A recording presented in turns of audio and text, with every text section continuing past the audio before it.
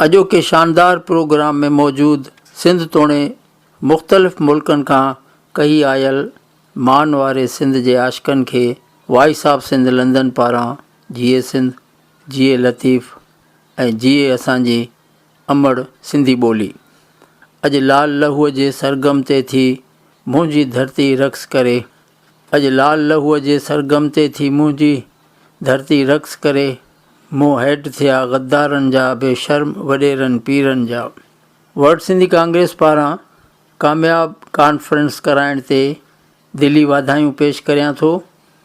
सिंध ऐं सिंधी माण्हू जंहिं ॾुखी सूरत हाल जो शिकार आहिनि, इन मौक़े ते वर्ल्ड सिंधी कांग्रेस जंहिं तरीक़े सां पंहिंजो क़ौमी फ़र्ज़ु निभाए रही आहे, उन जा साथी जस लहणनि। गॾियल क़ौमुनि जे इंसानी हक़नि वारी तनज़ीम, जंहिंमें दुनिया जे मुख़्तलिफ़ मुल्कनि जा नुमाइंदा शरीक थींदा आहिनि, उन्हनि आॾो सिंध में थींदड़ इंसानी हक़नि जी संगीन ख़िलाफ़ वर्ज़ियुनि खां आगाह करणु, UK, अमरीका, कैनेडा में एहतजाजी मुज़ाहिरा ऐं यूरोपी यूनियन, UK, USA ऐं कैनेडा जी पार्लियामेंट जे मेंबरनि खे सिंध जी सूरत हाल खां आगाह करणु, हर साल लंदन में इंटरनेशनल कॉन्फ्रेंस कराइण, ही सभु अमल वर्ल्ड सिंधी कांग्रेस खे इंतिहाई मोतबर दर्जो ऐं एज़ाज़ बख़्शनि था। सिंध जे बढ़ंदड़ मसइलनि ते अॼोकी कॉन्फ्रेंस में तफ़सीली रोशनी विधी वई आहे। मां उन्हनि जो वर्जाउ न कंदुसि, जीअं त वक़्तु बि घटि आहे। मां सिर्फ़ु चंद ॻाल्हियुनि जो ज़िक्र कंदुसि। हिकु त सिंध तोणे मुल्क जी सूरत हाल इंतिहाई संगीन आहे।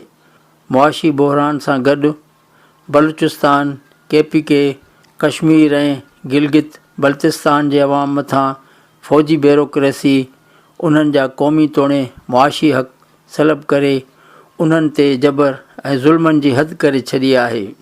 लाक़ानूनियत आम आहे। चादर ऐं चौदीवारीअ जो तक़दुस न रहियो आहे। नौजवाननि खे जबरन खंयो वञे थो। क़ौमुनि जे वसीलनि ते ताक़त जे ज़ोर ते कब्ज़ो करे ग़ैर मुल्कियुनि खे विकिरो कयो पियो वञे। मज़हबी जनूनीअ जे वर चाढ़े फ़िरक़नि जी बुनियाद ते अवाम खे पाण में विढ़ायो पियो वञे। थोराई वारी जातियुनि जी नियाणियुनि खे जबरन खंभे उन्हनि जा मज़हब मटाया वञनि था। ख़ुसूसन नंढी उमिरि जी हिंदू नियाणियुनि सां जबरन शादियूं करायूं वञनि थियूं। अदालतूं इंसाफ़ खां आरी आहिनि। सिंध जे वसीलनि ते कब्ज़ो त कयो वियो आहे, हाणे सिंधू दरिया जे पाणी खे बि सिंधियुनि खे महरूम कयो पियो वञे। 80 लख ॿार तालीम खां महरूम आहिनि। बाक़ी तालीमी इदारनि जी कहिड़ी हालत आहे, इन लाइ तफ़सील खां बख़ूबी अवां वाक़ुफ़ु आहियो। मनशियात सरकार जी आशीर्वाद सां खुलेआम विकिरो पई थिए। इन जो हिकिड़ो मेन सबबु इहो बि आहे त क़ौमुनि खे जॾहिं ग़फ़लत में मुब्तला कयो वेंदो आहे, जीअं उन्हनि जी सोचण ऐं सम्झण जी सलाहियत मफ़लूज थी वञे। इन ई समूरी बचियल बीमारियुनि जे बावजूदु ॿॿरलो धरणे खां पोइ सिंधी क़ौम जो मिज़ाज ॾिसंदे मुक़्तदर क़ुवतूं हाणे सिंधी माण्हुनि में वेछा पैदा करण लाइ मुख़्तलिफ़ साज़िशूं करे रही आहे। सोशल मीडिया ते जदीद क़ौम परस्ती जे बानी साईं GM सैयद ऐं ॿियनि ते ऐं जवाब में वरी ग़लतियुनि जे इल्ज़ामनि जी भरमार शुरू थी वई आहे। जॾहिं त हिन आज़माइश वारी घड़ीअ में हिकु जुट थी करे दुश्मन जो मुक़ाबिलो करिणो आहे ऐं पंहिंजे वजूद समेत क़ौमी हक़नि लाइ जदोजहद करणी आहे। अहिड़ी रवश इंतिहाई ॾुखोईंदड़ ऐं मज़म्मत जोगी हरकत आहे। हुजण त ईअं घुरिजे त कंहिंखे ग़लति या पाण खे दुरुस्त सम्झण बजाए ही मामिलो तारीख़ ऐं वक़्त ते छॾणु घुरिजे। इन ई खां सवाइ सिंधियुनि जे वजूद जे ख़ात्मे जी साज़िश तेज़ी सां जारी आहे। धरती दड़ियुनि खे पंहिंजी ज़मीन खां महरूम करे 12 लख एकड़ एराज़ी धारियुनि जे हवाले करणु, सिंधूअ ते 6 कैनालनि वारे मनसूबे खे सिंधी माण्हुनि जे एहतजाज करे कैनालनि वारो मनसूबो रद्द नाहे कयो वियो, उनखे वक़्ती तरह मुलतवी कयो वियो आहे। सिंधी ख़ल्क़ जे जज़्बात खे ज़ाहिर करण जो नतीजो मोरो वारो वाक़ियो असांजे आॾो आहे। पुरमन ॻोठ बिजाराणी लॻारी जे 2 नौजवाननि खे सिधी फायरिंग करे शहीद कयो वियो ऐं हिकु नियाणी खे पंहिंजे मासूम ॿारड़े समेत पंहिंजो अणताणण ते मजबूर कयो वियो। पोइ उन्हनि जा घर ऐं दुकान ढाया विया, समें माण्हुनि ते केस दाख़िल कया विया, घरनि खे तशदुद जो निशानो बनायो वियो। इन ई ज़ुल्म जी दास्तान मथां पर्दापोशी लाइ पीका कानून जहिड़ा कारा कानून जोड़िया विया। प्रेस ते सख़्तु पाबंदियूं लागू कयूं वयूं, ख़ुसूसन सिंधी प्रेस ते मख़सूस इदारनि जी करड़ी नज़र आहे। जीअं त मुंहिंजो 50 सालनि जो सहाफ़त सां तालुक़ु रहियो आहे ऐं जॾहिं मूं 1999 में पहिरीं कंप्यूटर ते सिंधी अख़बार अवामी आवाज़ जारी कई हुई, उन वक़्तु सिर्फ़ु 2 अख़बारूं, हिकु सरकारी अख़बार हिलाल पाकिस्तान कराची मां, ॿियो इबरत हैदराबाद मां निकिरंदियूं हुयूं। मुंहिंजी दिली तमन्ना हुई त हिकु अहिड़ी अख़बार जेका अणधुरियो थी सिंध जे हक़ीक़ी नुमाइंदगी करे सघे, छाकाणि जो 1968 खां वठी सिंधी सहाफ़त में वॾी खोट महसूसु थींदी हुई। तहरीकुनि दौरान अख़बारुनि जो सर्द ऐं पुरो सरकारी रवैयो इंतिहाई मायूस कंदड़ हुयो।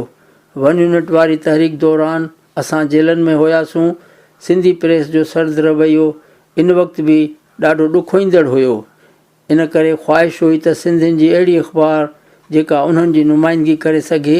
पोइ तव्हां ॾिठो त अवामी आवाज़ पंहिंजे अवाम जी केतिरी नुमाइंदगी कई, उन जे एवज़ असां केतिरियूं तकलीफ़ूं बर्दाश्त कयूं। अवामी आवाज़ हिकु तहरीक हुई ऐं हिकु अमानत हुई, जंहिंसां भरपूर नमूने मूं निभाइण जी कोशिशि कई। सिंध सुजाग ऐं रोज़ानी सोप बि मूं जारी कयूं, जिन जो बि साॻियो अवामी तसलसल हुयो। अवामी आवाज़ मां हिकु वॾो फ़ाइदो इहो थियो त सिंध जे नौजवाननि लाइ हिन नर्सरी वारो किरदारु अदा कयो। अवामी आवाज़ जा किड़ियल नौजवान सहाफ़ती मैदान में सिंधी समेत उर्दू ऐं अंग्रेज़ी तोणे इलेक्ट्रॉनिक मीडिया में पंहिंजा जोहर ॾेखारे रहिया आहिनि। Voice of Sindh London radio ऐं टीवी अॼु वक़्त जी ज़रूरत आहे। सिंध में जेके इंसानी हक़नि जूं भञकड़ियूं थी रहियूं आहिनि या जेके तहरीकूं हली रहियूं आहिनि, उन्हनि खे असल सूरत में नशर कयूं था। ईअं चइजे त Voice of Sindh London Sindh में जिते बि एहतजाज थिए थो, उनजी मुकमिल कवरेज असां करियूं था। इन ई जी पादाश में हिते बि असांखे धमकियूं मिलनि थियूं। इन्हनि खे असां कॾहिं बि अहमियत कोन ॾिनी आहे। गुज़िरियल 13 सालनि वारे सफ़र में जेके मुश्किलातूं ईंदियूं रहियूं, उन्हनि जी अक्सर दोस्तनि खे ॼाण आहे। असांजी कोशिशि आहे त साना, वर्ल्ड सिंधी कांग्रेस ऐं ॿियूं तनज़ीमूं गॾिजी लंदन मां हिकु मुकमिल टीवी चैनल शुरू कनि। हीउ हिकु कारोबार सां गॾु सिंधी क़ौम जे हक़नि जी हासिलात लाइ खुली फ़िज़ा में वॾो कमु करे सघिजे थो।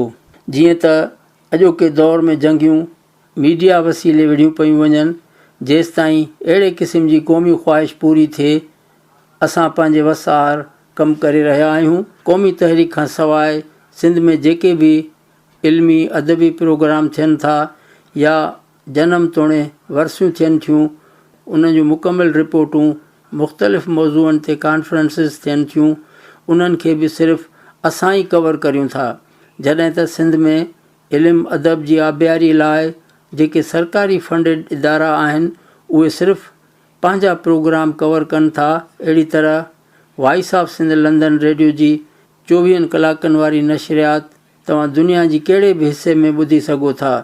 रेडियो जा प्रोग्राम सिंध जे माज़ी हाल बाबति ऐं ख़ूबसूरत गीतनि सां गॾोगॾु मालूमात ॾियनि था।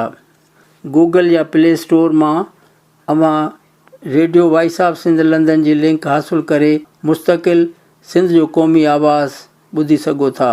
इन ई सिलसिले खे जारी रखण लाइ जिन सिंध जे आशिक़नि हिन वक़्तु ताईं असांजी माली सहायता कई आहे, उन्हनि जो मां दिली तरह थोराइतो आहियां, पर इहो ज़रूरु चवंदुसि त उन्हनि जो तादादु इंतिहाई महदूद आहे, जंहिंसां इदारे जूं मुख़्तसिर ज़रूरतूं पूरियूं थियनि थियूं। इन करे हिन क़ौमी सिलसिले खे जारी रखण लाइ अव्हां जे माली सहकार जी ज़रूरत आहे। इन ई हवाले सां अॻिते अचो ऐं पंहिंजनि इदारनि जी मालिकी कयो। जेके बि दोस्त ऐं भेनर असांजी मदद करणु चाहिनि था, जेके हिन वक़्तु हिकु दफ़ो या वरी हर महीने जेतिरो बि अमाउंट तव्हां इदारे खे ॾियणु चाहियो, उन जो मुकमिल तफ़सील अव्हांखे वॉइस ऑफ सिंध लंदन जी वेबसाइट ते मिलंदो या रेडियो जे बैनर ते जेको मोबाइल फ़ोन आहे, उन ते तव्हां राब्तो करे अकाउंट डिटेल हासिलु करे सघो था। सिंध जी अॼु जेका सूरत हाल आहे, इन बाबति अॼु खां 50 साल अॻु सिंध जे क़ौमी शाइर नियाज़ हमायूनी उन वक़्त जी सूरत हाल खां मुतासिर थी शेर चयो हुयो, रोईंदे रोईंदे नीर खुटी विया, लहू अची वियो अखिड़ियुनि में, आऊं कीअं खिलंदे खीर पीआं, मुंहिंजी सिंधड़ी आहे सुॾकनि में। इन ई सूरत हाल खे 50 साल जेके गुज़री विया आहिनि, उन ई खां पोइ सिंध सां केतिरो ज़ुल्म वहियो वापिरियो आहे, उन ई जो अंदाज़ो सिंध जा जेके घण घुरा आहिनि या सिंध सां जेके इश्क कनि था उन्हनि खे ई अंदाज़ो वधीक थींदो हूंदो। इन ई सिलसिले में मूंखे अॼोकी सूरत हाल में पंहिंजो किरदारु अदा करण लाइ भिटाई जो ही शेर यादि अचे पियो, सूर्य मरे सोभ खे त दिलि जा वहम विसार, हण भाला विड़ भाकरें, आॾी ढाल मढार, मथां तेग तरार, मार त मतारो थिए। सो अॼोकी सूरत हाल में असांखे पंहिंजे क़ौमी हक़नि लाइ, पंहिंजे वजूद खे बचाइण लाइ ऐं पंहिंजी आईंदा नसलुनि खे मुस्तक़िल बुनियादनि ते उन्हनि जा हक़ वठी ॾियण लाइ पंहिंजो पंहिंजो हक़ीक़ी किरदारु ऐं सिंध सां इश्क वारो जेको रिश्तो आहे उहो निभाइणो पवंदो। इन ई सां ई मां अव्हां को इजाज़त वठंदुसि। सदाईं सिंध आबाद ऐं ख़ुशहाल थिए, सिंधी माण्हू सुखियो ऐं सताबो थिए।